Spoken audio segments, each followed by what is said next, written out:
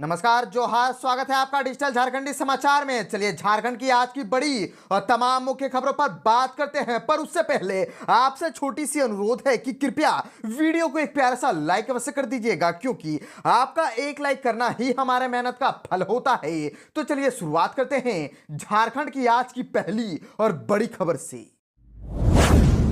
इस वक्त की बड़ी खबर झारखंड से आ रही है, जहां पर झारखंड में अब जे-टेट पास अभ्यर्थी ही असिस्टेंट प्रोफेसर नियुक्ति में होंगे शामिल। सुप्रीम कोर्ट का बहुत बड़ा फैसला। दरअसल सुप्रीम कोर्ट ने राज्य के सहायक आचार्य यानी कि असिस्टेंट प्रोफेसर नियुक्ति को लेकर के महत्वपूर्ण फैसला सुना दिया है। जस्टिस जेके माहेश्वरी और जस्टिस राकेश बिंदल की खंडपीठ ने यह फैसला सुनाया है। दरअसल जस्टिस जेके माहेश्वरी और जस्टिस राजेश बिंदल की खंडपीठ ने झारखंड हाईकोर्ट के उस आदेश को निरस्त कर दिया है, जिसमें सी-टेट पास और पड़ोसी राज्य के टेट पास झारखंड के अभ्यर्थियों को परीक्षा में शामिल होने का निर्देश दिया था। आपको बताते चले कि हाईकोर्ट के इस आदेश को जे-टेट पास अभ्यर्थियों ने सुप्रीम कोर्ट में चुनौती दी थी। सितंबर महीने में सुनवाई पूरी होने के बाद सुप्रीम कोर्ट ने फैसला सुरक्षित रख लिया था। सुप्रीम कोर्ट ने पिछले साल अप्रैल में झारखंड सरकार और जेएसएससी को सुप्रीम कोर्ट की अनुमति के बिना परिणाम प्रकाशित करने पर भी रोक लगा दिया था। और आपको बताते चले कि जेएसएससी ने सहायक आचार्य के 26,001 पदों पर नियुक्ति के लिए परीक्षा ली थी। हाईकोर्ट के आदेश पर इस परीक्षा में सी-टेट पास अभ्यर्थी भी शामिल हुए थे। इस संबंध में परिमल कुमार और अन्य की ओर से हाईकोर्ट के आदेश के खिलाफ सुप्रीम कोर्ट में याचिका दाखिल की गई थी। राज्य सरकार की ओर से कहा गया था कि सहायक आचार्य की परीक्षा नियमानुसार ली गई है, अब परिणाम प्रकाशित होना बाकी है। झारखंड से और एक बड़ी खबर आ रही है, जहां पर झारखंड में 40,000 से अधिक पदों पर बम्पर भर्ती। मुख्यमंत्री हेमंत सोरेन ने कर दी है बहुत बड़ी घोषणा। दरअसल सरकारी नौकरी की तलाश कर रहे युवाओं के लिए एक झारखंड से बहुत बड़ी खबर और सकारात्मक खबर आ गई है। प्रदेश के युवाओं के लिए एक बम्पर भर्ती की घोषणा कर दी है हेमंत सरकार ने। मुख्यमंत्री ने कहा कि झारखंड सरकार राज्य में जल्द ही 48,000 पदों पर बम्पर भर्ती निकालने जा रही है। यह भर्तियां राज्य के विभिन्न विभागों के लिए और विभिन्न पदों पर की जाएंगी। यह भर्ती ऐलान राज्य के युवाओं के लिए एक सुनहरा अवसर है, जो लंबे समय से सरकारी नौकरी की तलाश में थे। मुख्यमंत्री ने यह भी बताया कि यह भर्ती पारदर्शी तरीके से ली जाएगी, ताकि सभी योग्य उम्मीदवारों को समान अवसर मिले। उन्होंने युवाओं से अपील की है कि वे इस मौके का सही उपयोग करें और तैयार रहें, क्योंकि यह भर्ती राज्य की नौकरी की स्थिति को बेहतर बनाने के साथ साथ रोजगार के नए अवसर भी उत्पन्न करेगी। और मुख्यमंत्री हेमंत सोरेन ने घोषणा की है कि झारखंड राज्य में कुल 48,000 पदों पर बम्पर भर्ती के लिए प्रक्रिया शुरू कर दी गई है। उन्होंने बताया कि इनमें से 46,000 पदों के लिए संबंधित विज्ञापन पहले ही जारी कर दिए गए हैं और इन पदों पर आवेदन की प्रक्रिया चल रही है। और मुख्यमंत्री ने यह भी बताया कि 5,000 पदों पर उम्मीदवारों की भर्ती पूरी हो चुकी है और जल्द ही इन पदों पर नियुक्तियां पत्र भी जारी किए जाएंगे। झारखंड से और एक बड़ी खबर आ रही है, जहां पर मैया सम्मान योजना में एक बहुत बड़ा फर्जीवाड़ा सामने आया है। दरअसल महिलाओं को सशक्त बनाने के उद्देश्य से शुरू की गई झारखंड सरकार की महत्वाकांक्षी योजना यानी कि मैया सम्मान योजना का लाभ लेने के लिए तरह तरह के खेल खेल रहे हैं। पश्चिम बंगाल के यूसुफ ने इस योजना का लाभ लेने के लिए जो खेला खेला है, उसका खुलासा होने के बाद अधिकारी भी हैरान भौचक्के हो गए हैं। दरअसल बोकारो की उपायुक्त विजया जाधव ने इस शख्स पर प्राथमिकी दर्ज करके उसके खिलाफ कानूनी कार्रवाई करने के निर्देश दे दिए हैं। इस शख्स ने एक बैंक अकाउंट से 95 बार मैया सम्मान योजना का लाभ लेने के लिए आवेदन किया है। जी हां, आपने सही सुना, 95 बार। झारखंड मुख्यमंत्री मैया सम्मान योजना के भौतिक सत्यापन में यह चौंकाने वाला मामला सामने आया है। बोकारो की उपायुक्त विजया जाधव के निर्देश पर सामाजिक सुरक्षा विभाग द्वारा योजना के लाभुक के भौतिक सत्यापन के क्रम में एक ही बैंक खाता का नंबर दर्ज करके अलग अलग नाम से अलग अलग प्रखंडों से कुल 95 बार आवेदन किए गए हैं। इसमें 4 प्रखंड के 4 नगर निगम क्षेत्र के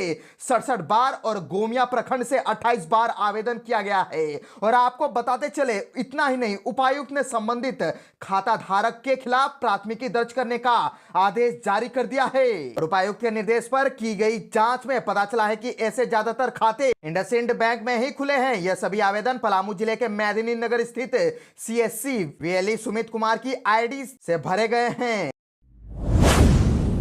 इस बार सरस्वती पूजा पंडाल में डीजे बजाने वालों पर होगा सख्त से सख्त एक्शन। कड़ी सुरक्षा के बीच होगा मूर्ति विसर्जन। दरअसल सरस्वती पूजा को लेकर के सदर थाना परिसर में शांति समिति की बैठक की गई, जिसकी अध्यक्षता अंचलाधिकारी ने की। बैठक में शांतिपूर्ण तरीके से पूजा मनाने की बात कही गई और मौके पर अंचलाधिकारी अरविंद देवाशीष टोपो ने कहा कि पूजा पंडाल में डीजे पूरी तरह पाबंदी रहेगी। अगर पूजा पंडाल में डीजे बजाया जाएगा तो डीजे संचालक पर कार्रवाई की जाएगी। उन्होंने मूर्ति का विसर्जन तय रूट के माध्यम से निकालने की बात भी कही। और आपको बताते चले कि एसडीपीओ अरविंद कुमार ने कहा कि पूजा के दौरान असामाजिक तत्वों पर पुलिस की पैनी नजर रहेगी। उन्होंने कहा कि हुड़दंग की सूचना मिलती है तो तत्काल पुलिस को सूचना दे, पुलिस के द्वारा कार्रवाई की जाएगी। और पुलिस निरीक्षक सह थाना प्रभारी ने कहा कि विसर्जन को लेकर के पुलिस बल की भी तैनाती की जाएगी। इस मौके पर प्रमुख परशुराम लोहरा, उप प्रमुख राजकुमार प्रसाद संग कई और दिग्गज मौजूद रहे।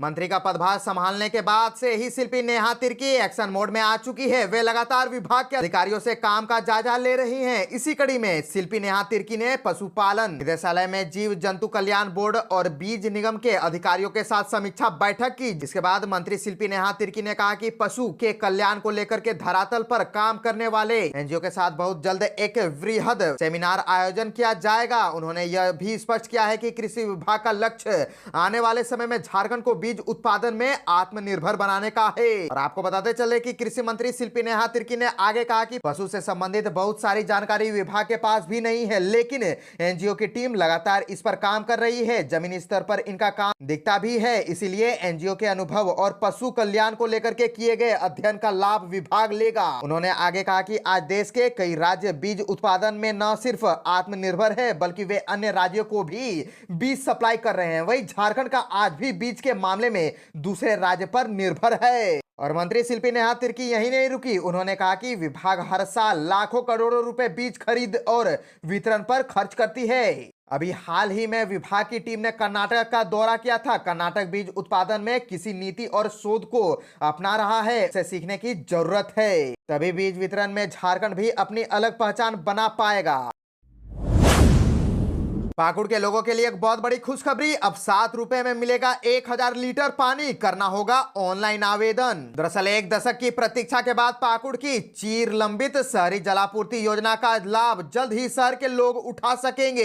सब कुछ ठीक ठीक रहा तो उम्मीद की जा रही कि इस गर्मी में लोगों के घरों तक जलापूर्ति के तहत शुद्ध गंगा जल पहुंच जाएगा। योजना का 97% काम पूरा कर लिया गया है। पिछले साल 28 अगस्त को निकटवर्ती पश्चिम बंगाल के पोटीमारी फीडर कैनल यानी कि छोटी गंगा का पानी शहर के बल्लभपुर स्थित ट्रीटमेंट प्लांट में पहुंचा था, जहां से इस पानी को शुद्ध कर कलिकापुर स्थित जल मीनार एवं तांतीपुर स्थित पंप में पहुंचा दिया गया है। और इसके अलावा बाजार समिति प्रांगण में जल मीनार और राज हाई स्कूल परिसर स्थित जल मीनार में यह पेयजल पहुंचाने का काम किया जा रहा है। और इतना ही नहीं, आपको बताते चले कि नगर विकास विभाग के नियम के अनुसार शहरी जलापूर्ति योजना में उपभोक्ताओं को 1 एकल यानी कि 1000 लीटर पेयजल के एवज में 7 रुपए भुगतान करना पड़ता है। यहां भी यही नियम लागू होगा। और पाकुड़ शहरी जलापूर्ति योजना का काम वर्ष 2013 में नगर विकास विभाग की ओर से 40.34 करोड़ की लागत से आरंभ किया गया था। इसकी देखरेख यहां नगर परिषद पाकुड़ कर रही है। इस जलापूर्ति योजना का काम वर्ष 2017 में ही पूरा हो जाना था, लेकिन दुर्भाग्य से ऐसा नहीं हो पाया और शहरवासी आज भी पेयजल संकट से उबर नहीं सके हैं।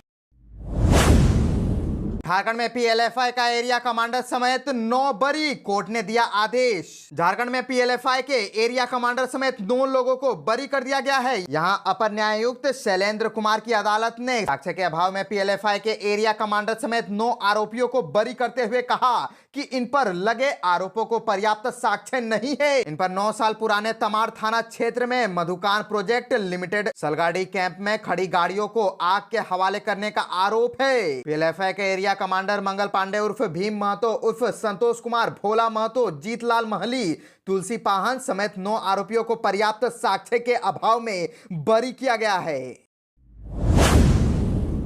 गिरिडीह के जंगल में लगी भीषण आग, 1 एकड़ से ज्यादा क्षेत्र जला। तेज हवा के कारण आग तेजी से फैली। झारखंड के गिरिडीह जिले के जमुआ थाना क्षेत्र के गोपीडीह में असामाजिक तत्वों द्वारा लगाई गई आग ने विकराल रूप धारण कर लिया है।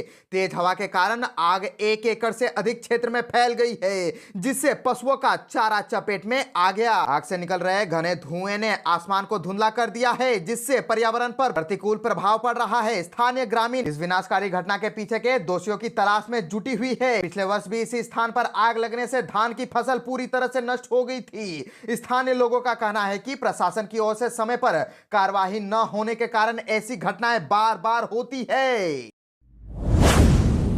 बुरी तरह फंसी झारखंड मुक्ति मोर्चा की सांसद महुआ मांझी, इस मामले में चार्जशीट दाखिल। सीपी सिंह पर भी एक्शन। मुख्य न्यायिक दंडाधिकारी चंदन की अदालत में झारखंड मुक्ति मोर्चा की राज्यसभा सदस्य महुआ मांझी एवं विधायक सीपी सिंह के खिलाफ चुनाव आदर्श आचार संहिता के उल्लंघन मामले में जांच अधिकारी ने जांच पूरी करते हुए चार्जशीट दाखिल कर दी है।